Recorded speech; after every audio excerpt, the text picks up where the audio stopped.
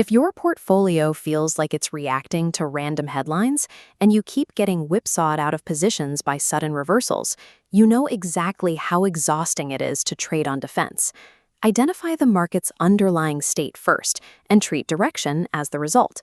This replaces guessing with a systematic focus on the trading environment. By the end of this 6-minute video, you will have a repeatable 5-minute pre-trade checklist to adapt your risk and filter out fake breakouts.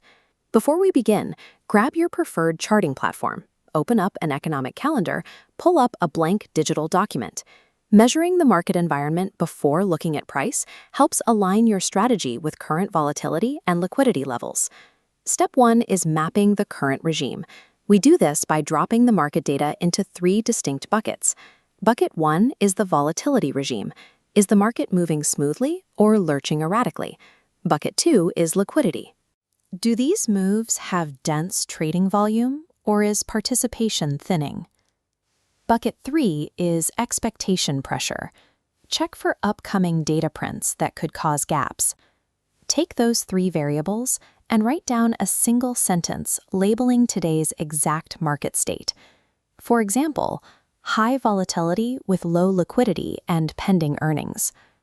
Without this written map, traders often mistake a dangerous drop caused by thin liquidity for a genuine buying opportunity. Now we move to step 2. Here, you configure your chart indicators specifically to confirm the regime you just mapped out. Fixed support and resistance lines fail in changing regimes. Discard them. Instead, apply volatility-adjusted bands to measure if a move is meaningful.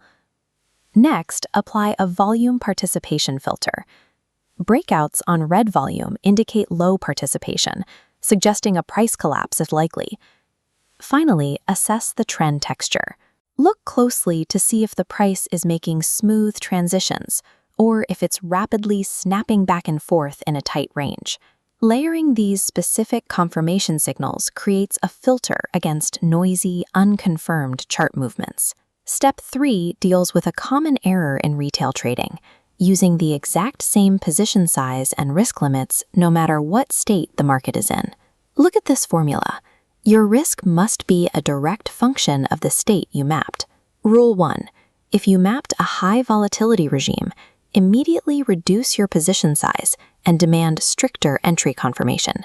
Rule 2. If liquidity is low, either wait for a better time window or execute only with strictly defined, much smaller position sizes. Rule 3. If you are entering a major expectation event window, tighten the maximum allowable loss for that single catalyst. Dynamically adjusting your risk sizing ensures that when volatility spikes, your potential loss stays small enough to protect your logical decision-making from emotional panic. Step 4 is redefining how you exit. You have to stop asking the traditional fear-based question, what if my price prediction is wrong? Instead, read the question on this card. Ask yourself, what specific state change proves my idea is wrong? For example, you don't exit just because the price dipped a few cents. You exit because trading volume collapsed and the volatility regime shifted out of nowhere. You must write this state-based exit condition down in your document before you ever execute the trade.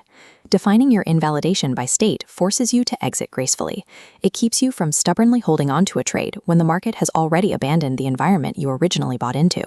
That is your 5-minute protocol. You map the regime, you layer your signals, you size your risk to the state, and you set your invalidation. Here is the final checklist. Screenshot this document right now and run through these 6 questions every single day before you trade. If you're struggling to figure out exactly which indicators to pair with each regime, comment the word regime below, and I'll send you the specific pairings. Hit subscribe because in the next video, we are building a step-by-step market state journal template to track your progress. Long-term success comes from following a systematic, state-based protocol rather than trying to outthink every headline.